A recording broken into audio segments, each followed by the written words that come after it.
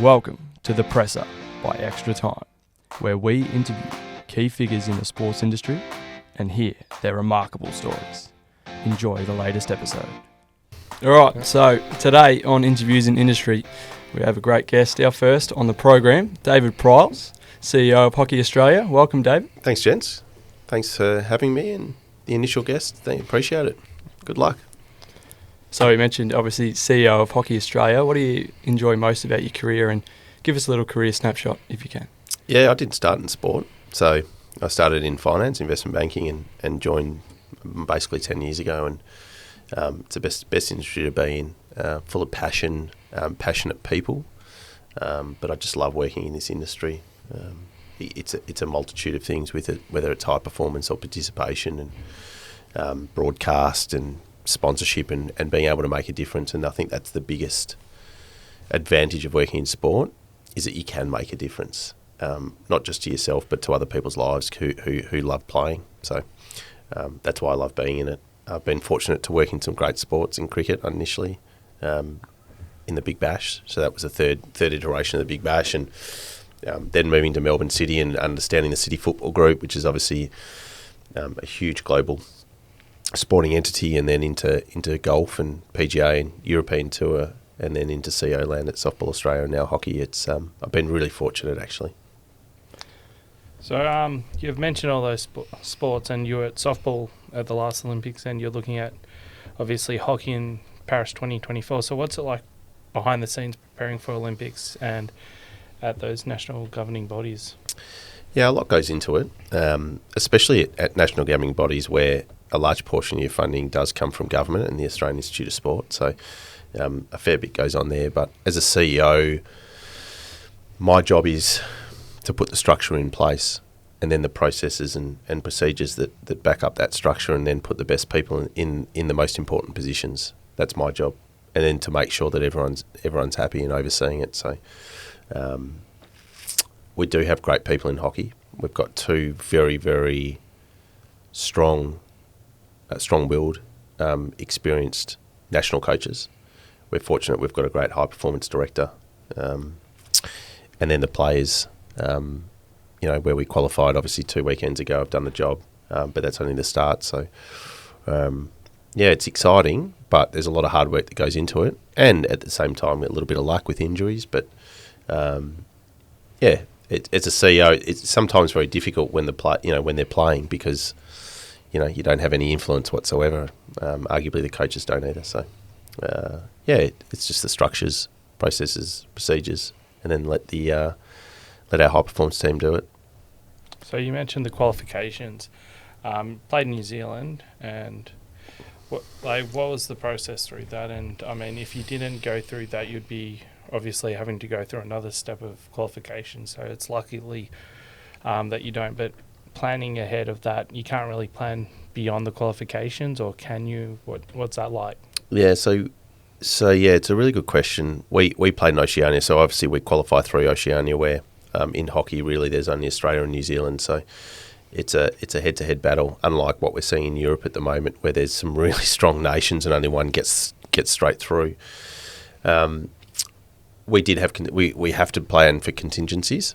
So we did have contingencies. If we didn't qualify through Oceania and the girls or the Hockey Roos didn't last time around, it's a little bit different this time around, where if our men didn't qualify, we would have had to go through a qualification tournament in Pakistan. And if the women didn't qualify, we had to go through China. But, we were very clear that we wanted to control our own destiny. So we've done that now, and now we can properly plan plan A rather than plan B and C. And what's that like as a sport based in Australia, as you are, but in a sport that's heavily based in Europe, and a lot of the competitive teams, as you mentioned, in Europe? What's that like, both competing but then trying to grow the sport in participation-wise? Yeah, it's probably twofold. I'm a big believer in you can only control what you can control. So we set about, with our state bodies, putting together a whole of sport strategic plan where there's 4 pillars, which is sustainability, digital, growth, and heroes. And through that, we've been able to secure a new live and free to air TV deals. So the Oceania Cup, for instance, was on 7+. We have a deal with News Corp, so we get editorial across our matches and trying to build the public profile of the sport. With the European centric, yes, it does cause a little bit of angst with our international governing body. If I'm going to be, going to be honest, I don't think you can treat Australia and New Zealand the same as what you do Belgium and Netherlands, for instance. But we're doing everything we can in this country to grow the sport in this country. So spending more money through Hook into Hockey, which is our grassroots program, and we're doing a rebrand refresh. Hockey One, which is our league, is integral to that, and that'll be on live and free on 7 as well. So I've said to our team, let's concentrate on this country and growing the sport in this country, and we'll compete against the Europeans when it gets time, but our focus has got to be here. Both our national teams are quite competitive, and the Hockey One's becoming a great league, really competitive hockey as well. How important is that national TV deal, and young kids being able to see it and being able to realise this sport is being played in Australia and it looks really good, and our national team's on show? Yeah, it's really integral. We are a sport that everyone watches every 4 years. If you include the Com Games, probably every second year. But we need to be every year, and we need to be as regular as possible. And so the initial figures that we've got through 7 for the Oceania were really, really strong and really positive, and we're heading in the right direction. Hockey One gives the sport another opportunity to support the game, and it's really exciting when your hockey roos are playing against each other, or your kookaburras are playing against each other, and we are a gender neutral sport, so the men and the women will play on the same day. So that's really popular, but our job is to get people through the gate. Really, hockey's a sport. It's great to watch, but it's even better to watch live because it's so quick. So that's the next iteration of Hockey One League, is to actually get more people coming through the gate rather than just watch on TV. So it's trying to leverage the broadcast to get more people involved. Yeah, so you mentioned Hockey One. How does that compare to other leagues in the world? You mentioned Europe. So what are the European leagues like, and do our national players actually play in them as well? Yeah, they do. We had about 5 kookaburras play in Belgium and Holland, and 3 hockey roos. The difference is obviously the money. That's why they do it. We're not in a position where we can pay them a hell of a lot. So that's the biggest difference between the European league, specifically in Belgium and Holland, as well as Hockey One. Indian or Hockey India is going to launch again the Indian Hockey League in January 25. So that'll be a 6-week competition where the players will be paid a fair bit, similar to what IPL is to cricket. So maybe that might hopefully keep more of our players back in Australia for a longer period of time if they know that they can get that payday, earlier on in the year. So that's always going to be the challenge, especially with other Olympic sports as well, is the opportunity to pay our athletes who spend so much time honing their craft. Now, back to industry, I guess, and you mentioned at the start you've been through a career that wasn't in sport, and we were talking to you earlier today in an interview, and you mentioned you got to where you are quite quickly. Here at Extra Time, one of our big mantras is letting people know that this industry is real and you can get to amazing places in it from wherever you are. And we really want to push that out there. So if I was to ask you what's so special about it and why you chose to jump into this industry and how you got so far. Yeah, I'm probably like every other Aussie kid growing up, where I just loved sport and played as much sport as I could. That used to keep me out of trouble, if I'm going to be honest. And, I always, I suppose going into finance, and I did an economics and finance degree, I sort of didn't know what I wanted to do, or didn't have the guts to do it. So that's why I sort of went on the well-trodden path, and I was overseas for a couple of years playing cricket, came back and obviously started in finance, and really I was pretty unhappy doing it. It didn't get me out of bed. There wasn't the passion for it. And that's where it took me a long time. It took me, 3 years to get into sport. I was networking. I missed out on jobs. So it's probably a bit of advice is never give up. I was probably one job away from giving up, if I'm going to be honest with you. Like, I came second for 3 jobs because I didn't have sports experience. So if that would have happened to me once more, I probably would have given up. So there's another bit of advice: don't give up. And it's really rewarding, but at the same time, it's a job. I think that's the biggest thing. It's not just, we love sport, so we'll work in sport and life's going to be great. You still got to pay the bills, and you still got to be outcome focused. And that's what I was coming into the industry late. I was just outcome focused. I gave myself just a little bit of insight. I gave myself 5 years to be commercial director and 10 years to be a CEO. And if I didn't feel like I could hit those milestones, I was always going to go back. And so I got there. I got to commercial director within 3 years and CEO within sort of 5.5 years, because you just put your head down, bum up and get it done. It was easier for me because I was in commercial, so it's quite transparent. You're either getting deals done or you're not. And I was just single-minded. I had a single-minded attitude. And as I sit today, I don't think, because everyone's life is so busy, you don't ever get an opportunity really to sit back and be grateful. But I know I'm really grateful for the career that I've had, and hopefully will still have for a while yet. So you mentioned your previous roles at the start involving cricket and golf, softball. Talk us through those roles. What did you learn from them? Why did you choose those roles, and what did you get out of them? Yeah, so I loved cricket. I played a lot of cricket. I got the opportunity.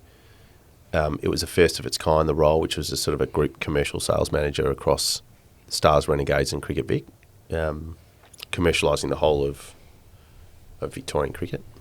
So that was a really good role. It was challenging. I was reporting to 3 different people.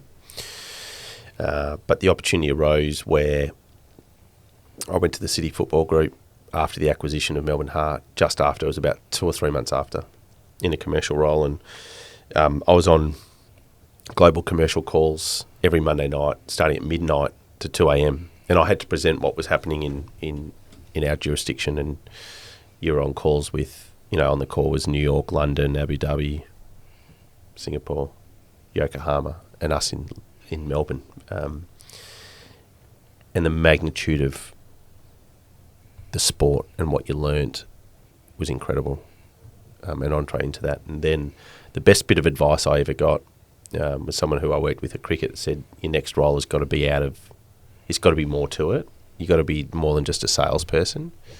And that's where I was really fortunate to get a job at the PGA of Australia. And this probably started my 3 jobs. I wasn't a golfer, but I took the job because of the job and what it entailed, which was sponsorship, broadcast, merchandising, licensing, ticketing.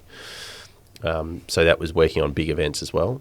And I was fortunate in my last year there to work for the European Tour in the Asia Pac region. And sitting on the executive as commercial director, it turbocharged my career, if I'm going to be honest.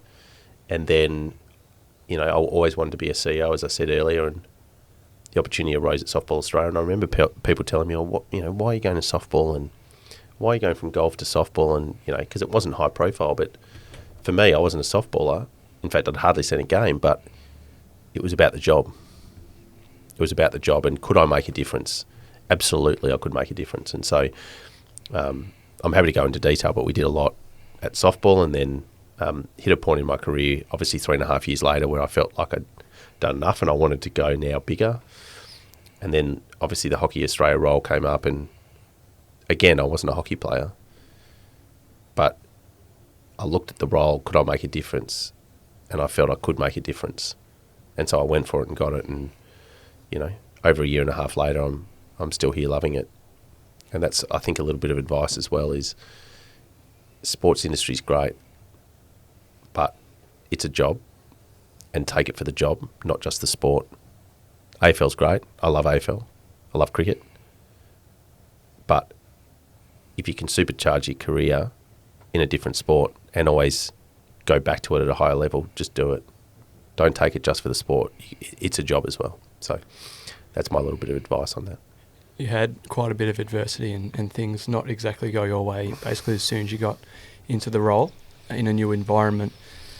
For people wanting to get into industry who might find themselves in a new environment facing a few differences. How did you get through and get to this position where obviously you're still here loving the job as well? So you're talking about hockey? Hockey, sorry. Hockey Australia. Your job as a CEO, you're more of a coach, right? You've got to be a coach, and your employees are your star athletes. So you need to harness that. You need to trust them. That's the biggest advice I've got. We had 48 recommendations that we needed to implement after an independent review into our Hockey Roos program. But I think in this day and age, the one thing, and I remember saying this at my job interview, is you treat your athletes like your staff. There's no difference. And so if you send an email or a text message to a staff member for their birthday, do it to an athlete. If they're making their debut, give them a call.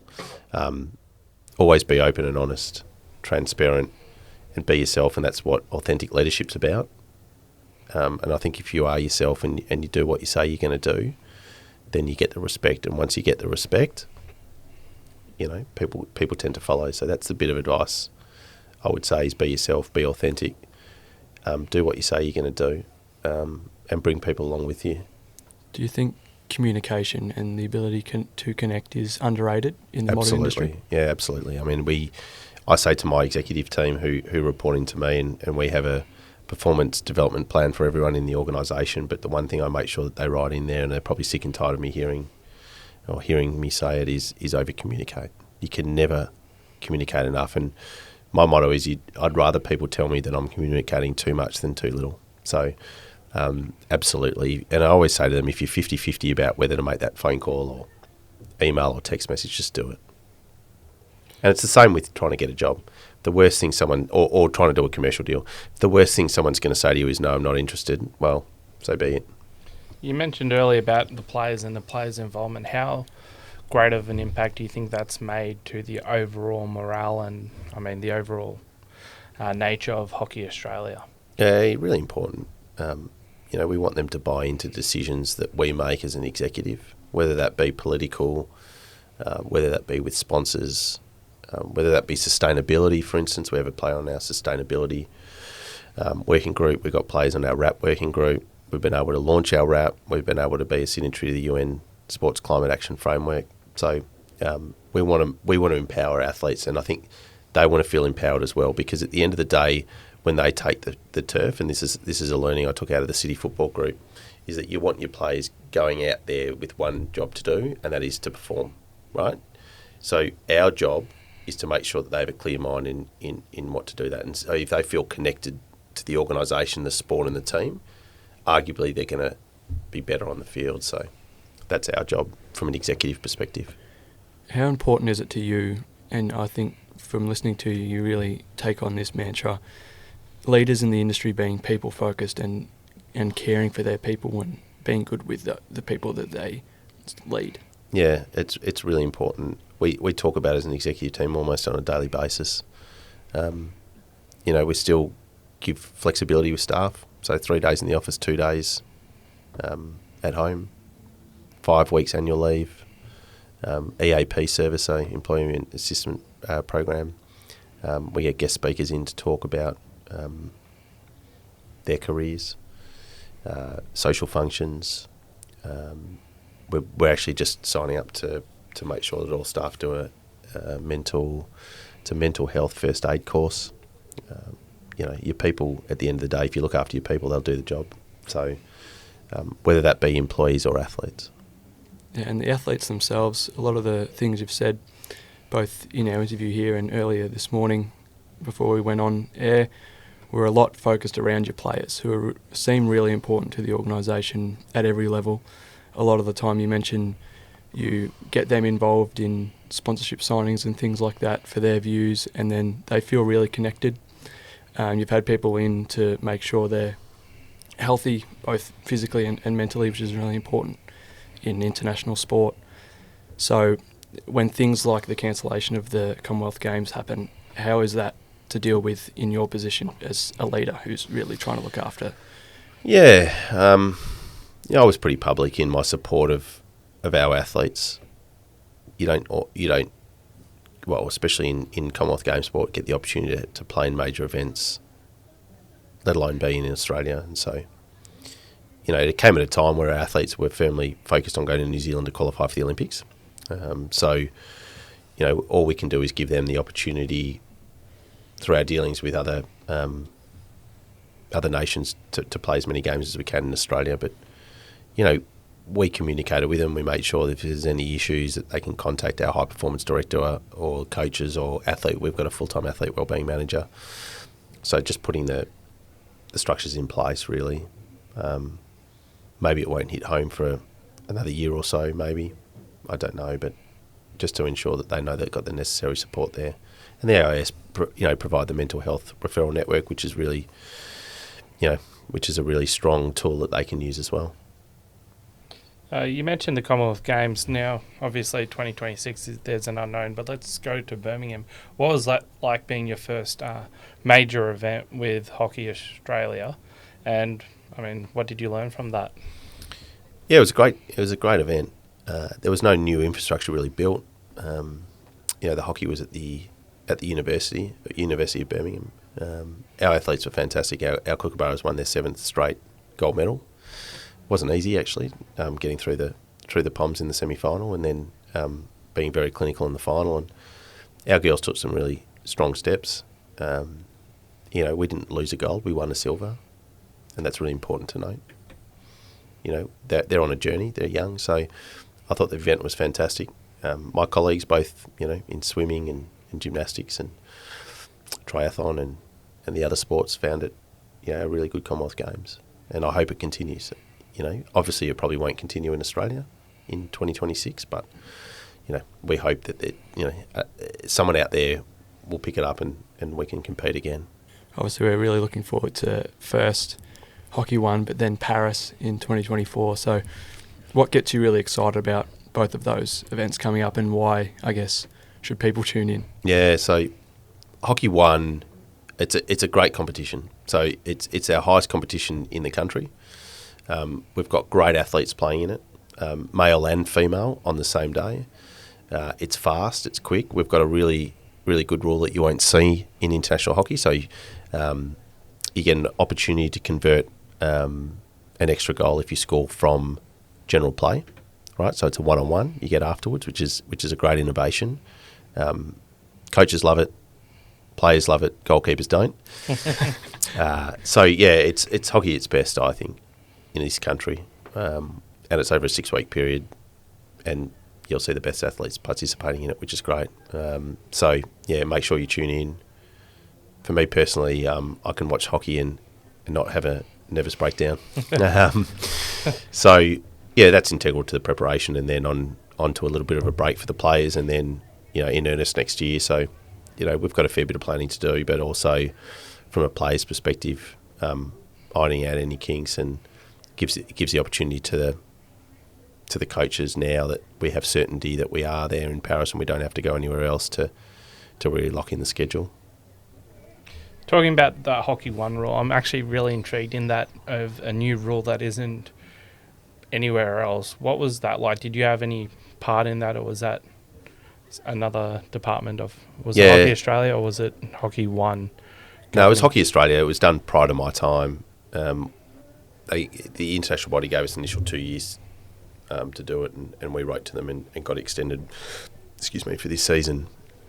It just adds another layer. So if you're 4-0 down, suddenly, you're not out of the game at any point, really. And again, I'm not just because I'm a CEO, but I'm a hockey convert. My kids play it now, and it's a great game to watch. It's fast. The athletes, they are fit. The GPS readings, and every one of them has a GPS, just like in the AFL. They're going 100 miles an hour, so it's great to watch. And having it in our own backyard, with teams from every state and territory, bar Northern Territory, gives everyone an opportunity to go out and watch it. So for those that may not know, what day does that start, and if you know the times, and where can people tune in? Yeah, so we start the weekend after the AFL Grand Final, so start of October. Every game is played on a Friday. Every weekend for the next 6 weeks after that is a Friday night, Saturday and Sunday. Tuning in live and free on 7 Plus, so the 7 Plus app. male and female games, so you'll see 2 games per day. One team will have a bye, obviously, each weekend. Hockey Club Melbourne kick it off on a Friday night. They're playing 3 Friday night games as home games. So it's an opportunity to get down and have a drink and enjoy some top-class hockey. Now we'll go back to industry now. So basic advice for people wanting to get in. You spoke this morning about the 4 Ps. Can you go through them in detail for us? Yeah, it's something I learned, of course, when I studied at Harvard Business School just recently, which is preparation, presence, participation. They're the big 3 that I would like to touch on, which is making sure before every meeting that we have, you're reading your notes, you're coming in prepared, and then by being in the meeting or class, you have a presence. So making sure you're involved in your discussion. You're not just, you never learn just by sitting there, not saying anything and not being involved in discussion. Even though the person next to you might have a differing opinion, that's okay. And both of you may not be wrong. It's just a different interpretation that you've got. And then making sure that when you are, whether it's class or specifically for us in a meeting, mobile phones are off or on silent, they're away from you, laptops are away, but if you have to go into a Teams call, you turn your emails off so you're not distracted and you're fully bought into it. For me, that's non-negotiables moving forward. Really important, and not only for yourself who's in an executive position, but for us, for anyone who's just starting a course like ours in industry, that can get you to where you were, it can get you anywhere. Time's the only thing that has to come between it, really, in the end. But I know from my experience, it's got me quite far already. It's got you really far. So as someone who's also really focused on supercharging their career, like you've said, what are you looking forward to in the future, and how can you evolve and adapt? Yeah, it's about attitude, firstly. It's about the attitude that you bring on a daily basis, and throwing yourself in there. Like, as I said to this morning, from a student's perspective, any opportunity you've got to better yourself, and it's the same as me, any opportunity I've got to better myself, because I've got a lot to learn, I'll take it up. Whether it's a networking night or a guest speaker or a course or whatever, always make the most of it, because not even the most experienced CEO in the world knows everything. If they think they do, they're probably in denial. So just keep, that's about attitude, though. Keep bettering yourself. Keep wanting to better yourself. That's why I did that course overseas a couple of months ago. It's the best thing I've done professionally, is because I just want to get better, and I want to learn, and I want to learn from other people's experiences. And I'm never going to be the finished product. So, yeah. Oh, Well, it's incredible advice, and it's going to be valuable for years and years to come. And we're really grateful that you've decided to come on and donate your time to us, and the first interviews in the industry segment. Everyone here at Extra Time is really grateful, and thanks heaps for coming in, David. No, I appreciate it, thank you. And good luck.